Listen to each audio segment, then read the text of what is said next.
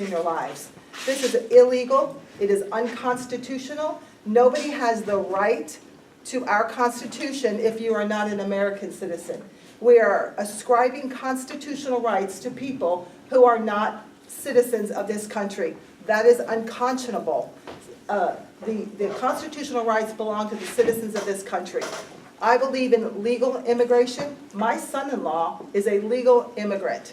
He resents the fact that he did everything right, that he got in line, that it took him years and it took him quite a lot of money to become a legal citizen.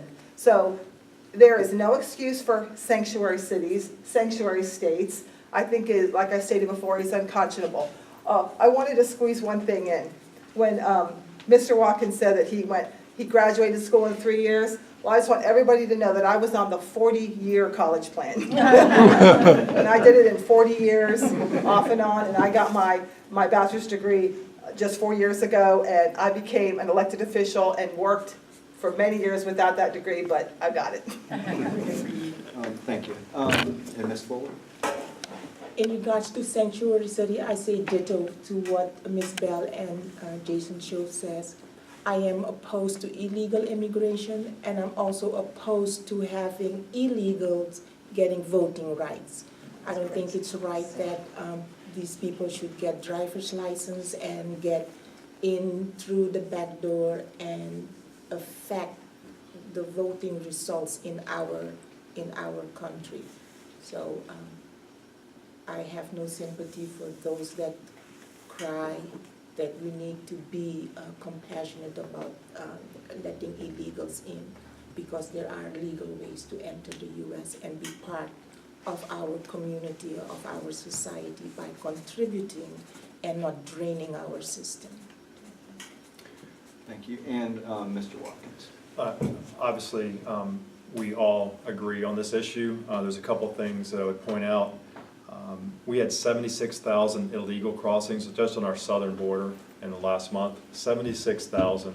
So one of the things, if you follow our site, Mike Watkins for House District 7, that you'll see is I posted an article on this very morning. And where does it stop is the question I ask. 76,000 this month, how many the month before, how many for the months ahead of us? We have to do something. We know that borders do work. We know that walls do work. And in every facet of our culture, we use security issues like walls, and we need to be employing that. There's two elements that I'd point out on this particular issue that are very, very concerning to me. And one is the benefits that illegal immigrants are receiving in our country once they get here. There's a ton of wasted dollars that we are directly putting in the pockets of illegal immigrants that's costing our taxpayer dollars where we could be doing other things. I just spoke a moment ago about the needs of our public school system. Imagine what we could do with that money for PICO. Imagine what we could do for that money to try to help our corrections officers in terms of their pay. And then the final thing I say on this, relative to our southern border, 80% is estimated of all heroin in this country is coming across the southern border. So if that's not an emergency, I don't know what else is. Thank you. Okay. And that wraps up our first question. So for our second question, we'll start with you again. Yes, sir. This is a two-part question. This one. I have a follow-up to that, if I can, Yes, just real quick. We have some of our sheriffs right here in Florida who do not believe in turning illegal, ones with detainers over to law enforcement, to ICE when they're released from jails. So, understand, y'all believe that's not right, and it's not right, but what can you do about that as a legislator? What can you do to remedy that sheriff that will not comply with the law himself? The governor can remove the sheriff. But it's not happening. You pass legislation that makes the state of Florida, that makes it illegal within the state of Florida to have anybody who doesn't comply with any ICE detainers. You pass legislation. Then if they break the law, because you now have it codified in law, then they can be removed by the governor for breaking the law, violating the law. You cannot be a sworn officer sworn to uphold the law and violate the law at the same time. My daughter, when she was a teenager, was struck by an illegal immigrant driving a truck that wasn't his, he didn't have a license, and the truck was not insured. Totaled her car, completely turned her around, and I was so thankful that she was okay. He was drunk. When the police officer opened the door, he fell out of the truck. He was that drunk. They took him to jail that night. He was released the next day. When we went to trial, he was in the wind. And I just wonder, how many people did he kill or harm because he was let go? That must stop. And I will make sure that it stops in Florida. Do either of you have any? Yeah, I was wondering, can't you guys, when it's time for the election, vote him out of office? Well, it's not in our county that I'm speaking about. They would definitely not get my vote, I promise you that. Because that's what I would do, organize to run someone against him that you support and Yeah. someone that will uphold the law. Well, it's not our county that I'm speaking of. And I think, if I could just add, I think that's another reason why party matters. You know, in my opening statement, I said we are part of an executive committee here, Republican Executive Committee. This is a Republican nomination that we're looking at for the primary. The party matters, and I think the Republican Party needs to stand strong on this issue, including whatever candidate we send to Tallahassee in this district. Okay, and now we'll move on to this next question. It's a two-part question, so I'm going to go ahead and give you like both parts, so then we don't go through. The first question is, what is the most important issue to you that you will focus on first and fight for the hardest? Then the second part is, how do you feel about President Trump and his job performance? So I'll let Mr. Watkins start us off with that. And am I going to, Dawson, address both pieces? Yes, sir, just At the address. same time? Okay. So the most important issue, and you're asking me to choose only one. Only one. What's your first priority when you get to Okay, Tallahassee? so I'm gonna try to work both into the one. When you look at our neighbors to the west, so from Wakulla County over, we had 11 foot of storm surge in Wakulla County. So we had significant damages. I'm fortunate that I did not lose my house. I lost a lot of other stuff. I have employees in Panama City. I had 40 employees out of 48 lose their houses completely. So if I only had to pick one issue, I gotta tell you, as important as all of the issues are for the district, this is a 10-county district. The counties that were affected by Hurricane Michael, I have to say, is the most pressing, urgent issue for us to address. It's unfortunate that we will not have a House representative in this session that's currently underway. But I'm here to tell you, it's been 5 months. It's going to be more than the next 60 days of legislative session to get those folks back on their feet. The infrastructure needs, the housing needs, the economic needs of those counties are severe. If you haven't been over there, I'm telling you, the pictures don't do it justice. We still have people without electricity. We still have people without houses. We still have people that aren't working. A lot of people have moved out of the area. A lot of people have moved in with family and friends and neighbors, but it is a dire situation. We are people with very resilient. I can tell you that my own parents still haven't come close to recovering in their property from the damage, and that's the story for a lot of folks. We did get some good news, and I'll move into the President Trump piece. We did get some good news from the President's going to fully restore all FEMA claims. I think the number was for the first 75 days, or up 100% up into maybe the first 90 days. I forget how many days it was. But that is a testament to our leader, President Trump, in saying that we're going to make right by the people affected by Hurricane Michael. Additionally, we have, I've seen President Trump stand strong on many, many issues. I contributed financially, I put my money where my mouth is, to President Trump in 2016, and I contributed to President Trump in 2020. That's how convinced I was that we needed a new leader and a better leader than we had before. So I stand not only with pictures on advertisements and mailers and commercials, but I actually helped President Trump in his pursuit of the presidency. I think it's awful what they did, that he went through with his Supreme Court nominee and with Kavanaugh. I think it was, that's the ugliness and the politics and the divisiveness that people have gotten to in this business. And that's exactly what that's exactly why we need to support President Trump going forward, because here's a guy that was anti-establishment, a guy that was standing up for the little people. And they did everything they could to get him out of there in the nomination process, and they're doing everything they can do to get him out of the presidency. And I see a lot of parallels with that, and I'm inspired by what President Trump has done, and that's a big reason why I'm running for this seat. Ms. Fuller? I'm going to answer the second part of the questions first, because it's the easiest.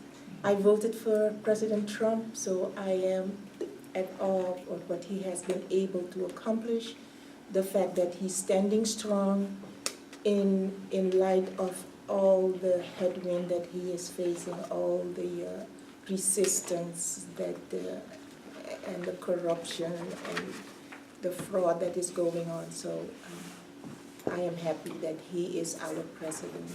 As much as I supported Ted Cruz at first, I think we could not have chosen a better man for the job at this time. What my most important effort would be, I am somebody that like to attack problems from the root causes, and in light of the fact that we are not going to be in session and won't be able to affect any decision-making or funding at this time in any effort that we do, not just for the people affected by Hurricane Michael. My goal is to turn around the hostility in our country. There is so much division that has taken place since the Obama administration. It has just gotten worse. And then when President Trump got elected, it seems like everybody's going bonkers, and nothing can be discussed without, this viper and anger that is being displayed. We cannot change the mindset of people that are as old as we are, but we can do something about the next generation.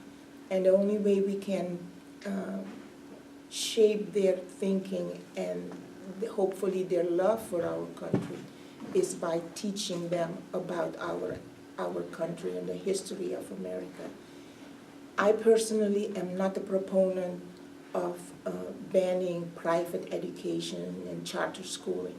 I am in favor of school choice, school vouchers, homeschooling, and support of those parents, because our children are only a child once, and you cannot allow people that don't share the same values as we do to train and shape the thinking of your children. Unless we take back the education of our children and teach them American history, American pride, the next leaders are not going to be us, because we're probably going to be long gone. But the younger generation has to learn to love America and has to know the history of America. And the only way you can do that is by putting them in an environment where they're going to be taught objectively and fact-based history, and hopefully Christian-based education, so that people don't go so haywire and growing up in a culture where there is no respect for life, no respect for authority. So that is my biggest aspiration. Okay. And Ms. Bell? Thank you. So the most important issue, that's a tough one, because I'm a woman and we can tackle multiple issues at one time. So as soon as you said the most important, we multitask all the time. I agree that the hurricane is very, very important. I do. It's very, very paramount, especially because we're going through it now. And I'm actually navigating a town right now and helping them through recovery, and understand working with FEMA and understand working with the SBA. We lost a home. We lost one of our homes in the hurricane, literally. And so I understand the navigation of that. But I would tell you, the first right, the most fundamental right in this country, the one right that all other rights fall on is the right to life. Without the right to life, no other right even matters. So I would say our right to life. And when you're losing 1 million babies every single year in this country and a couple 100,000 in the state of Florida, it's very important. And if I don't feel like the legislature has been taking that seriously enough. And that's one of the reasons that I'm running. I've seen Vanilla year after year after year, being on the Political Action Committee, the PAC chair of Florida Right to Life. We've endorsed multiple candidates who did a great questionnaire. They were great. And then when they got to the Florida House, and we asked them to sponsor or co-sponsor a wonderful piece of legislation, they were silent or they were absent. Or leadership, because leadership is in control, tells the lower guys, don't do it, don't get involved with that. We don't want to touch parental consent this year. We really don't want to touch the unborn pain. We don't want to talk about the pain of the baby this year. So I see that year after year after year for only 30 years now. So that's one of the main reasons I jumped in, because I'm very weary of vanilla politicians and I deal with them every year. We also are seeing an onslaught of euthanasia. Euthanasia is going on. It's going to affect our senior adults very, very seriously, because if you disrespect life on the onset as babies and in the womb and then even born alive babies, then certainly you're not going to respect that. We have 2 pro-euthanasia bills in the Florida House this year. I've already lobbied against one, and I'll be lobbying against the other. So that's very, very important. But I will tell you, there's so many issues, while I believe life is the most important issue, and in the Second Amendment, I still think that I can tackle any issue, and my experience shows that I can tackle any issue. And when talking about President Trump, I also give to President Trump, and I gave to him for the campaign, and I give a small amount every month that just comes out of my credit card so I don't see it. And when Mr. Watkins talked about the person who met Trump or Trump on a brochure, that is me. I did fly to New York City to meet with then candidate Trump, and it is on my flyer, and I'm very proud of that. I need to go read it. Next time. And the organization that I'm a part of, our executive team, flew to New York. We went to Trump Towers to meet with then candidate Trump to advise him on the life issues. And one of the gentlemen that I spoke at the Kiwanis Club last week, he loved this story, and he always tells me, you got to share this story. So we were in a room, and it was our executive team, and it was candidate Trump on this end, and then Kellyanne Conway was on the other end. And then Jared, Ivanka, and all the kids all popped in just to say hello. They're very wonderful people. And I would tell you, we all had our agenda to support Trump. We all had our agenda. But when Trump comes in the room, guess what happens to your agenda? It goes out the window. So Trump becomes the agenda. So one of his concerns at the time, talking about our president, was Zika. Remember when we were talking about the Zika virus? And he said, what do I do about the Zika virus? Because people are going to think that I'm really terrible and hard if someone's pregnant and their baby might have anencephaly or some other, deformity. What do I do? And so one of our great members, who is a Vietnam veteran, he's in his wheelchair, he has no legs and shrapnel damaged hands. He says, ask Linda Bell, he's from South Carolina, she'll tell you about Zika. And I said, Mr. Trump, here's what you tell them if they ask you about Zika. You tell them, Planned Parenthood wants to kill babies, we just want to kill mosquitoes. And so he just loved that response. And I was told that now President Trump never forgot that. He never forgot that response. So again, I support President Trump 100%. I've supported him from the I didn't support him from the very beginning. In fact, when there were 17 candidates, in the very beginning, I used to say that Donald Trump was my 17th favorite candidate. And I was very honest about that. And then when it looked like he was going to be the candidate, that's when I thought, okay, and then now I am so thankful. I thank God that he gave us President Trump, because he has been the most pro-life president in my lifetime, the pro-business president in my lifetime. He has been the most pro-anti-immigrant and pro-legal immigrant president in my lifetime, and I will do everything in my power to support President Trump from the Florida House and from my Florida house in my home. We will do everything in our family. Yes, I carried signs for Trump. Yes, I campaigned for Trump. Yes, I went to the rallies for Trump. I even got to go to Doral Trump resort to see Diamond and Silk. Does anybody ever see Diamond and Oh, Silk? yeah. Yeah, I got to go see Diamond and Silk. I got to go see Laura Trump, and that was a lot of fun. And that invitation came from being such an early supporter and being out there for then candidate Trump. So yes, I'm all in. Thank you. And Mr. Schoaf? Tell you, as you know, I'm from Port St. Joe. I rode the storm out in my home to be able to respond to any issues with our gas system.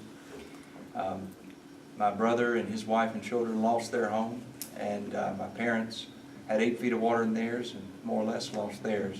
So it is hard to answer that question because that is so personal to me. Had several families living in our home for several weeks. But the number one issue to me is abortion.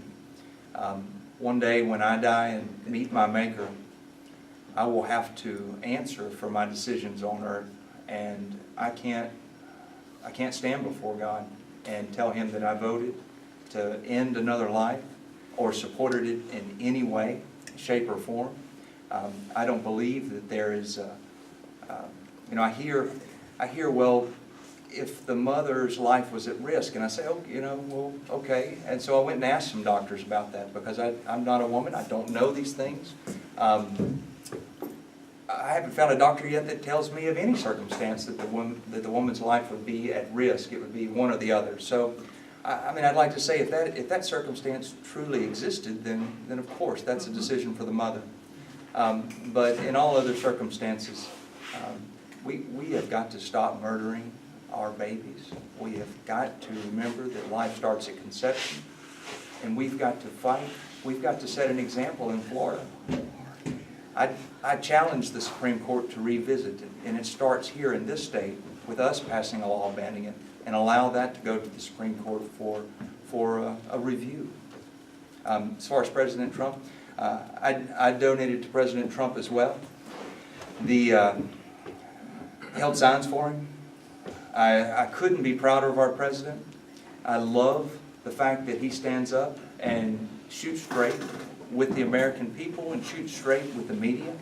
I'd like to stand here and promise you that you will get a mini version of that in Tallahassee with a vote for me. I don't have all the beautiful words and eloquent speech-making abilities, but I know how to shoot straight. And that's what I'm going to Tallahassee to do. Dawson, may I suggest a lightning round? Because we are now like at 8 o'clock, Okay. and however you would like for me to help you, I got a timer here. We'll go with some, Question on the lightning round. we'll go with some yes or no questions. So Okay. just, Okay. yes, ma'am. Can I do a quick comment on abortion? It's mentioned Roe versus Wade to be undone, requested through Supreme Court, yes. However, the way our Constitution is written for the state of Florida, it will not affect the state of Florida. So what's going to happen with, yes, Roe versus Wade is undone, yay, hoorah for the country. Florida, it will affect them. So I know you know what. No, that's good, that's If he good. lets you answer, please fill me in. Go ahead, just keep it short. Yeah, well, keep it short, okay. So, there was Roe versus Wade, and then there was Doe versus Bolton. So, under Roe, the first trimester is protected nationally as well. And even though the first trimester is protected, and thou shalt pass no law in the first trimester, except for to maybe perform an ultrasound, or to protect the woman, or to give the woman more rights. So abortion is protected in the first trimester under Roe. That still does leave a lot of leeway in second and third trimester, which is why we believe in incremental legislation, which is chipping away at Roe. Now, because we have 3 new Supreme Court justices in the Florida court, we believe that it's ripe for a challenge. And if we believe if any of the 3 bills that are in the House now get passed, there will be ripe for a challenge. And the reason why our Supreme Court in Florida has misinterpreted the privacy clause in the Florida Constitution. Yes, I'm a total nerd. So they've misinterpreted the privacy clause in the Constitution, which is ripe for being reinterpreted. And I believe with the court that we have now, there's potential for that. Now, I'll tell you, Florida Right to Life was founded in 1971, 2 years before Roe versus Wade was passed. And it was founded to stop what? Not abortion, but euthanasia, back in 71. So just as a little food for thought. Okay, thank you. Okay, I'm gonna have Miss Carolyn, keep time for us, so whenever, we'll have some yes or no questions, just a couple of yes or no questions, where they can say yes or no. And if it takes more than a minute to say that, they get cut off. But then when we get to the questions that need some elaboration, then we'll go on the minute. Each candidate will have a minute. So we'll start with Mr. Sho. This is all for all the candidates. Do you support permanent daylight savings time? Yes. Ms. Bell? Yes. Ms. Tired of changing my clock. Mr. Watt? No. Okay. Okay.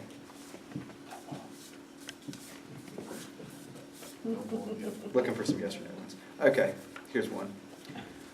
We'll start with Mr. Watkins. Yes. Would you support a multi-county grant writer to be hired for rural counties that cannot afford to hire their own grant writer? And this is yes, no as well? Yes, sir. Yes. Yes. Ms. Bell? Yes, but I don't have time to say it, but yes, but there's a way to do that that's a lot more clever than hiring a multi-county grant writer. Okay. So there's a lot So- clever way to do it, but okay. yes, Yes. Okay. because we do it.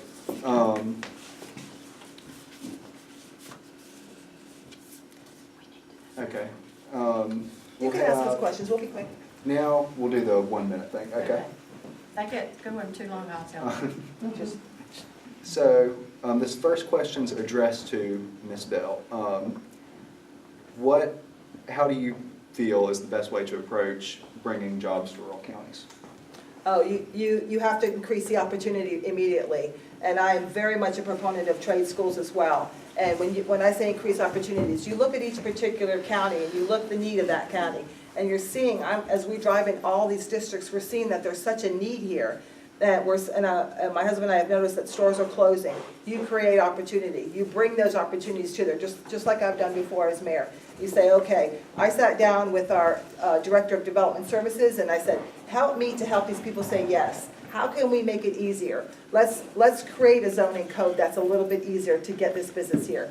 Well, maybe they don't have that parking over there that code requires, so maybe we can work on that code. So you look at the need, you work with the individuals who want to bring businesses, and you help them do that. You can create incentives to get those businesses there. You can suspend business license for that particular city. You can alleviate some of the tax burden. There's so many things that you can do because I've done it before. And there are many ways that you can alleviate the burden for businesses and get them to your door. Thank you. Now, this question's addressed specifically to Mr. Sho. Do you support expansion of VOTEC education? Absolutely. I don't need any more time. I think that's key.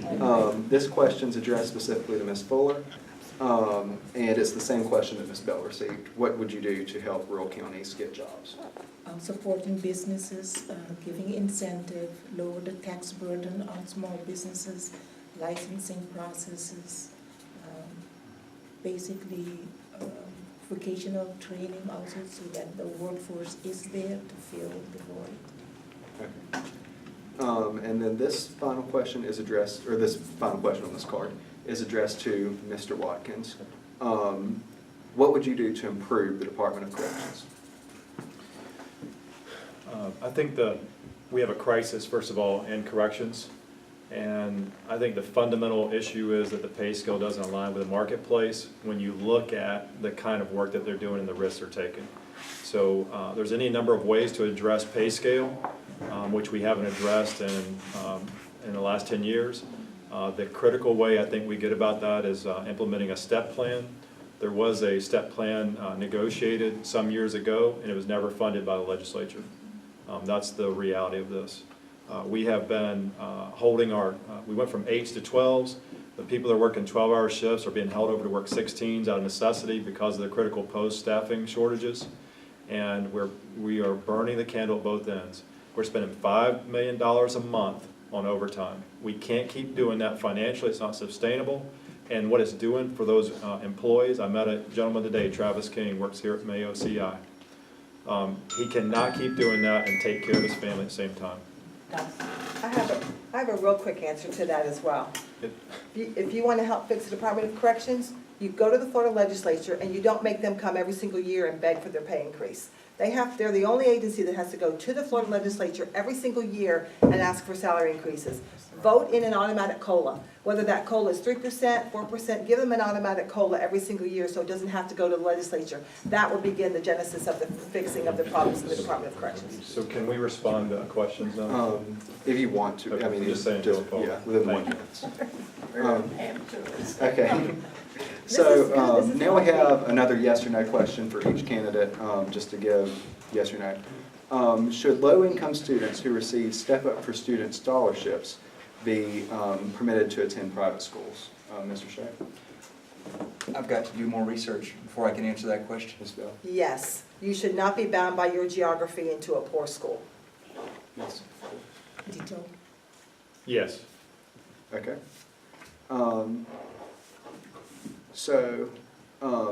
This is going to be another 1 minute, go through, and this is for all the candidates. If elected, how do you plan to stay in touch with the residents of Lafayette County, taking into account the fact that this is the biggest district in Florida? So, Mr. Watkins. Okay. Well, first of all, every piece of literature that has my name on it, you'll find my cell phone number. So I've been wearing a pager or a cell phone for 26 years, since 1991.